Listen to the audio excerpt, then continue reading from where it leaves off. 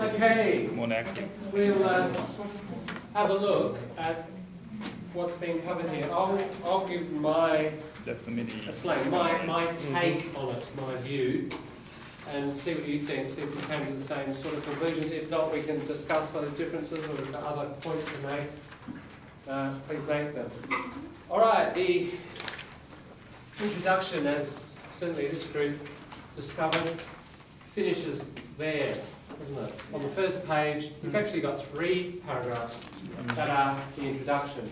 So it just shows what I was demonstrating earlier. The introduction isn't necessarily simply one paragraph.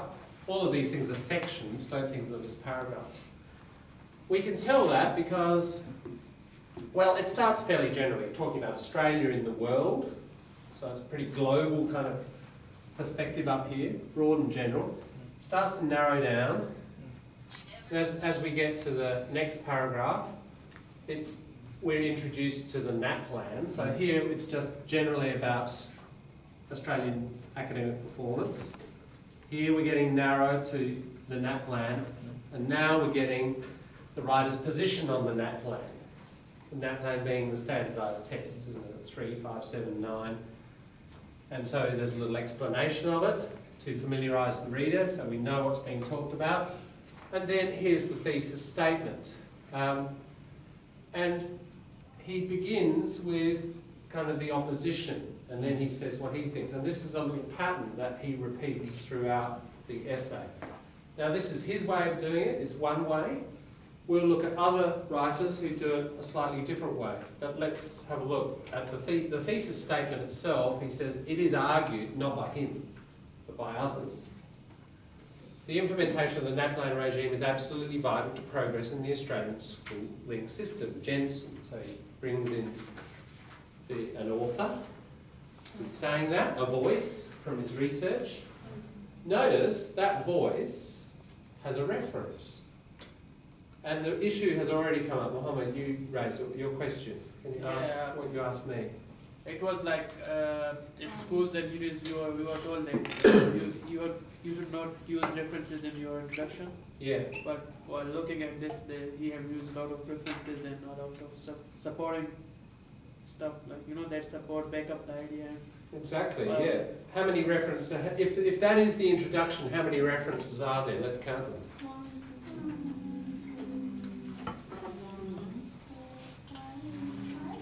5, I think, isn't it? 5 references. Right now, to me that's good practice. You're bringing in this voice, you've said it's argued by some. Right, give us some evidence. Here's Jensen. That's good practice, surely. Why would you follow this, quite frankly, ridiculous rule that some teachers are teaching? Don't have references in your introduction. Yeah, that's why my question. Here's an important collocation. Tony Abbott used it once about climate change. He said climate change is absolute crap. Right? Crap shit. Many arguments is saying. I think that, personally, this idea, you don't have references in introduction, collocation, absolute crap. I wish teachers would stop teaching it. Ultimately, am I right? Are other teachers right? Let's go out there to the real world and see. Okay? From now on, just observe. Read academic articles, because that's kind of what we're practicing here, isn't it? Academic writing. Let's get best practice, peer-reviewed articles, and have a look. And you tell me. I was just looking at one just then. One of my you can find those articles on Google Scholar. They are like there are free ones. Yeah, and look, EBSCO database that I've got to see the library about this afternoon and so on. Now, what I'm going to do here is turn this on, and I don't want to rub that out because we need it. So I'm going to ask you. We're not going to look at it carefully. So we're going to have writing on writing here, which is a second best thing I know, but I don't have a pull down screen here, and I don't want to rub that off. I think you can use this. No, I can't swing it round. That thing is for this projector, unfortunately. Yeah, we need a pull down screen. So look, yeah, a bit weird, isn't it? However, here's the article. It's a great article, one of my favourite articles. What every environmentalist needs to know about capitalism. okay, written by John Bellamy Foster, who's a professor in the US, and Fred Magdoff, who's a professor of agriculture. Okay, here's the introduction. Blah blah blah. It's a great piece. I use this in the Marx group often, not this time, but the argument is, you know, here's the fate of the Earth. The time has come to face facts, so it's all concerned with the fate of the Earth. Big, nice, wide introduction. You know, it narrows down. The planetary ecological crisis. Look, there's a reference. Who's he referencing? Fidel Castro, first reference. Now, next reference, very nice quotation from Plato, Greek Plato. What he's saying here is, look, environmental problems have always been with us, or for a long time, and he references Plato talking about the hills around Athens and how all the trees were cut down and the problems it caused. Right? Now, he still hasn't got to his main point yet, he's still going. But he said what's different is we have all this machinery now and the scale of the problem is much bigger.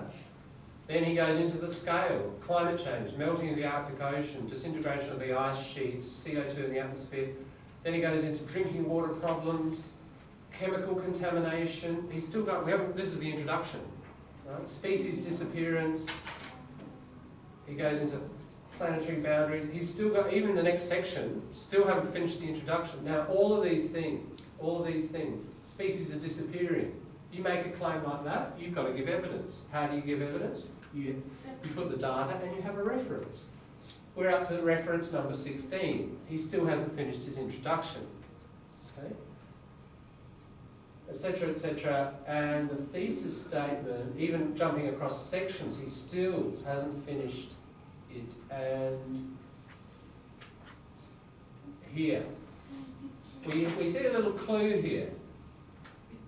It is our contention, our position. Nice academic phrase. This is signalling that, okay, here's all this data and describing the problem. Okay, what do we do about it? Here's my position, our position. Fred Magdoff, John Bellamy Foster.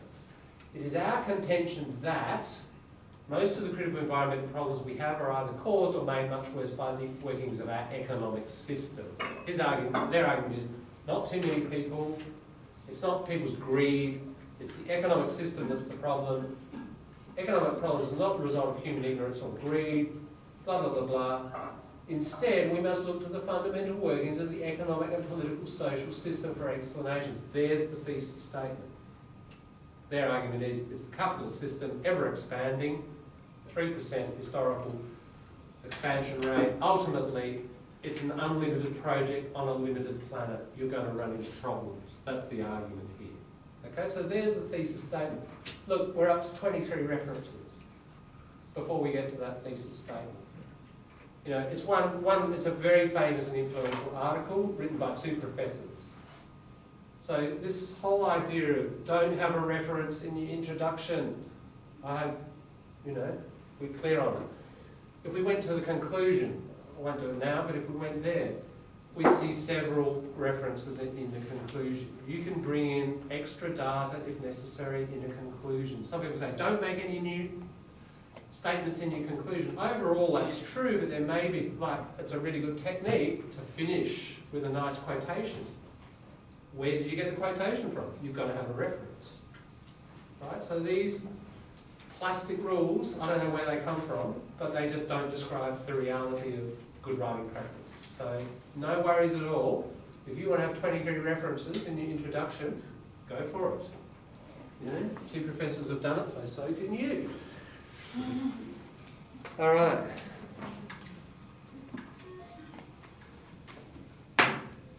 So,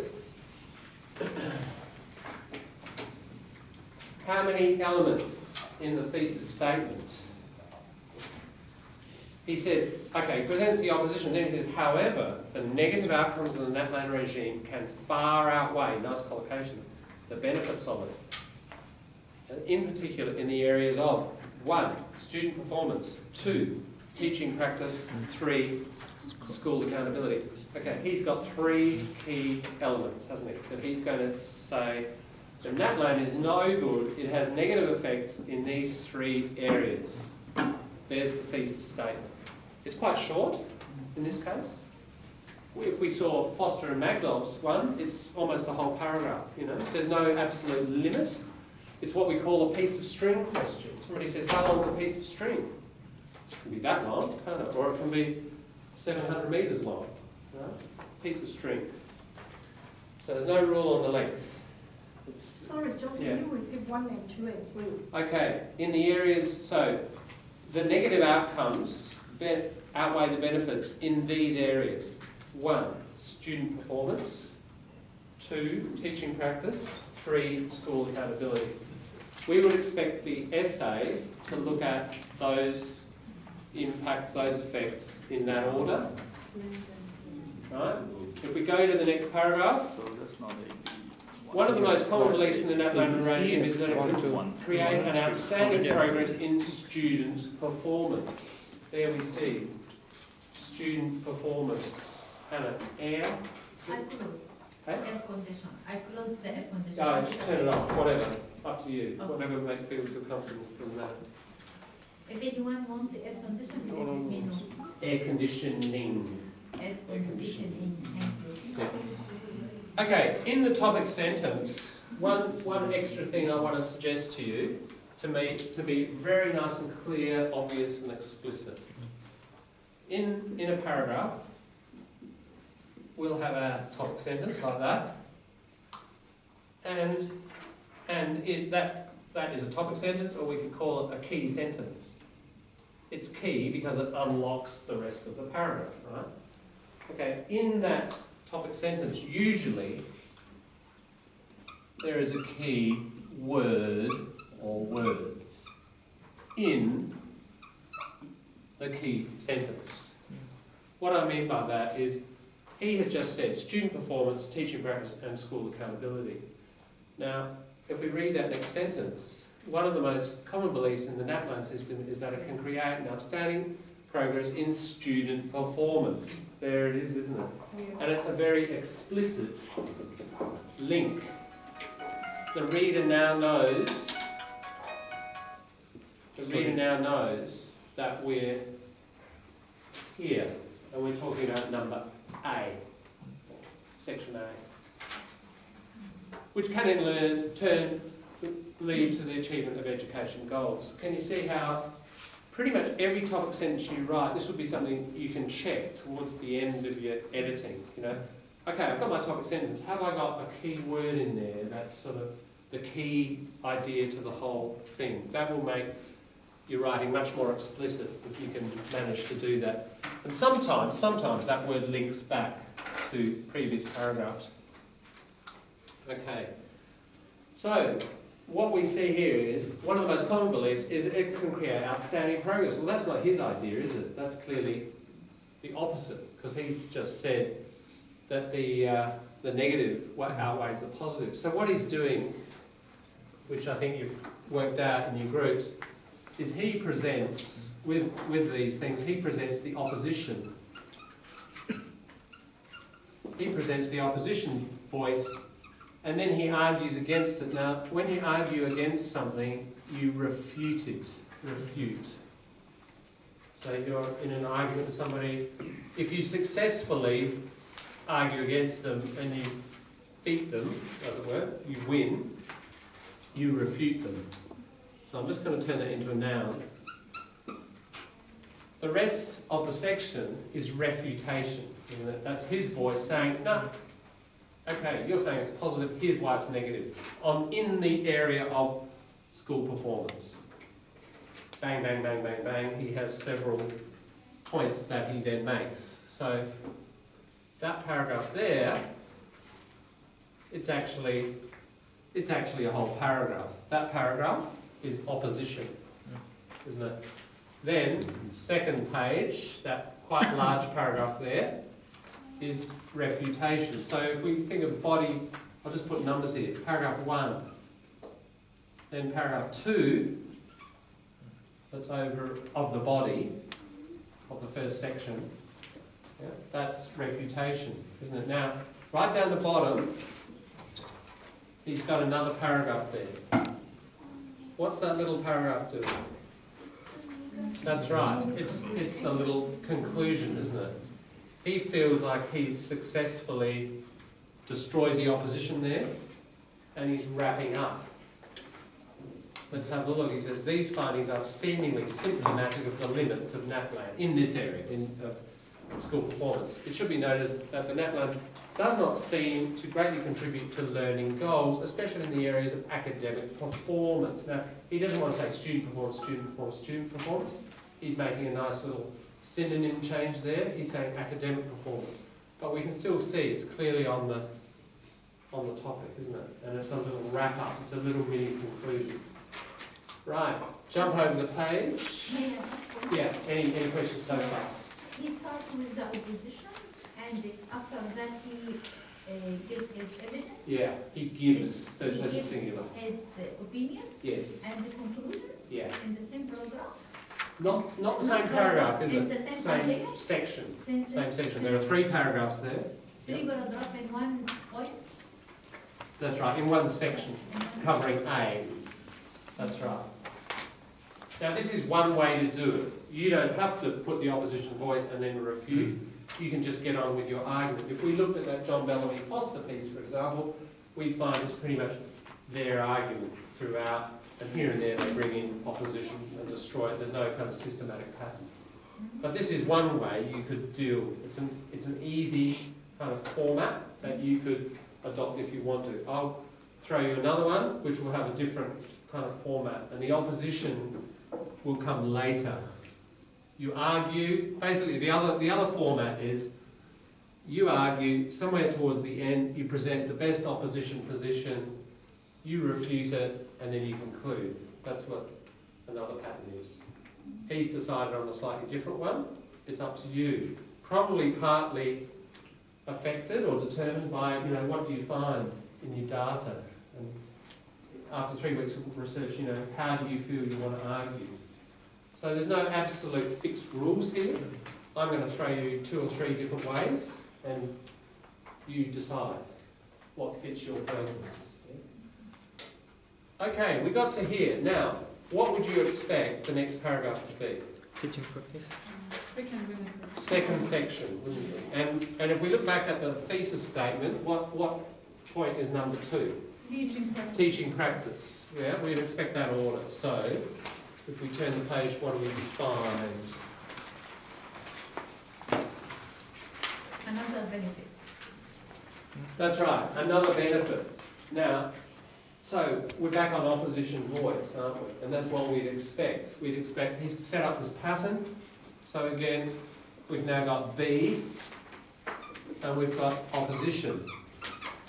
The opposition case, position.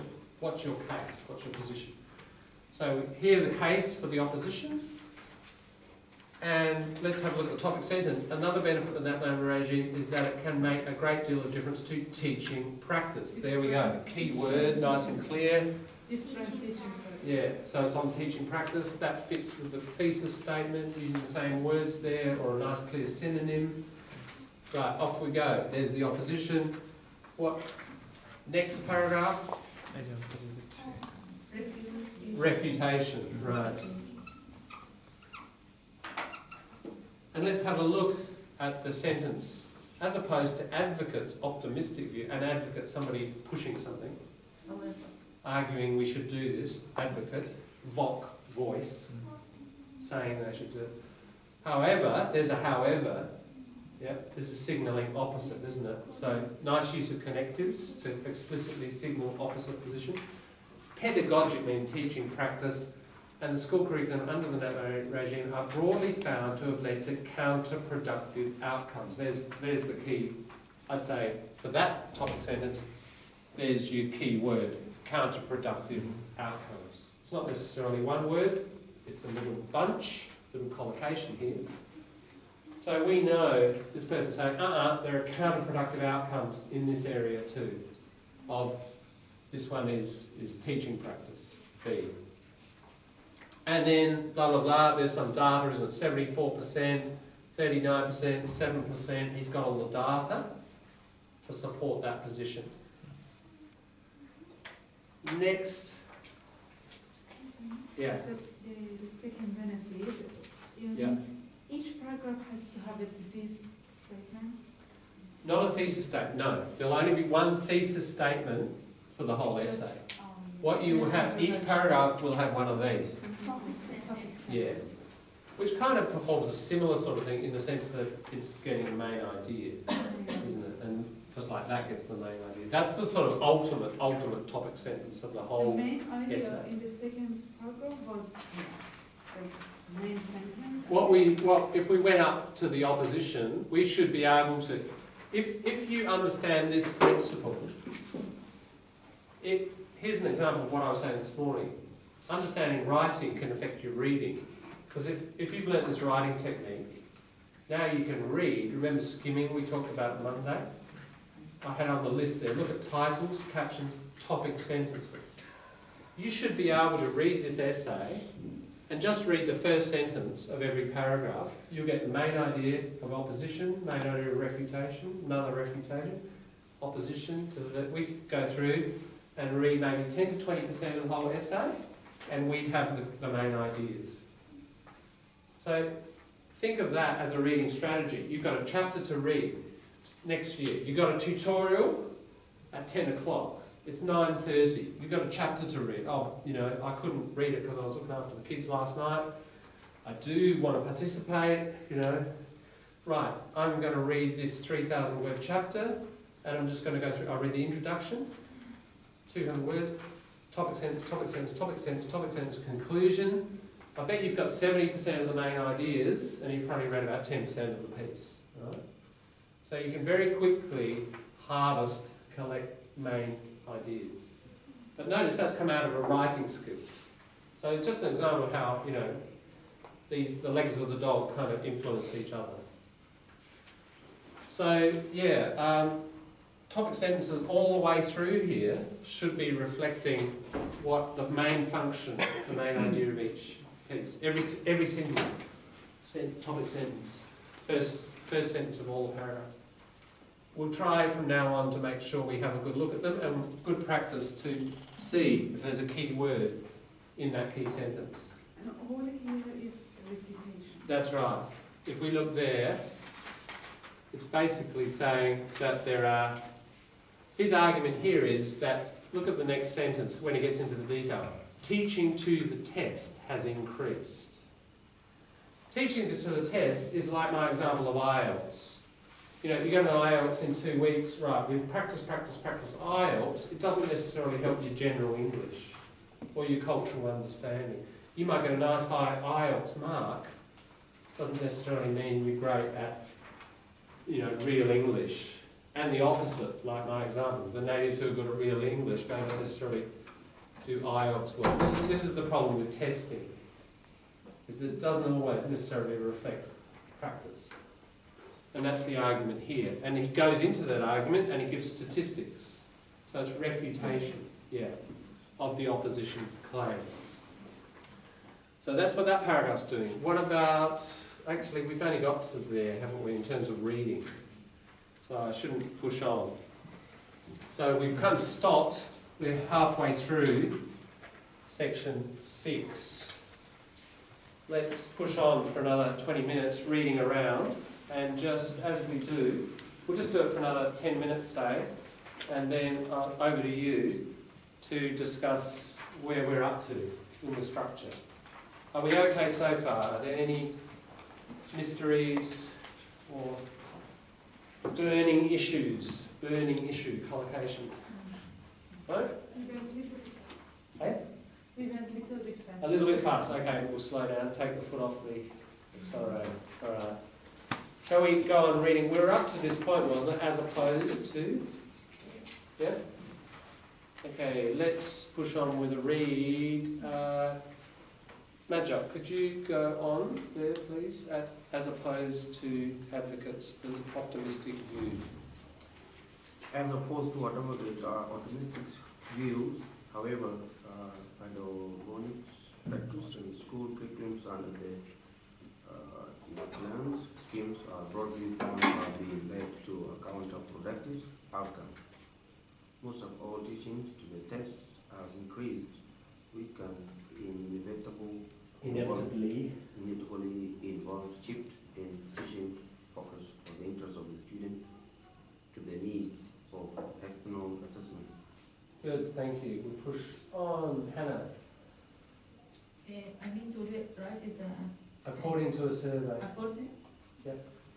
According to a survey, Dolfer, Bossel, Rice, 2012, page 25, it was reported that 74% of teachers have provided teaching to the test of 5 months period to the NAPLAN. Amongst them, 39% did the practice weekly, and even 7% arranged it on a daily basis. Good. Arranged. Yeah, Arranged it that's on a it. daily basis. Yeah, you've got to get a bit of linkage there too. Arranged it. Arranged it. Arranged it. It helps to say the dit if you link it. Arranged it. Good. And the word above it, prior. Prior. Before. Earlier. Prior to. Before. Yeah. That's the package, not prior. I think it was prior to. Yeah, collocation. Package learned prior to, rather than prior. About the 7% or 39%, we can write the symbol of the percent or write all the in the academic. Look, you can do both. It's not a problem. Yeah, it doesn't really matter. Yeah. What is the 10% arranged? Yes, sorry. Arranged. Arranged, in terms of pronunciation, yes, good, arranged. Yeah, so what the argument here is that NAPLAN, the teachers know there's this test coming up, the school's reputation depends on it, so that a lot of them are spending quite a lot of time just teaching, getting kids ready for that test, and other subjects lose out, as we say. They don't get so much teaching time. So here's the negative effect. This is the argument that he's putting. It's what we call teaching to the test. Narrows down.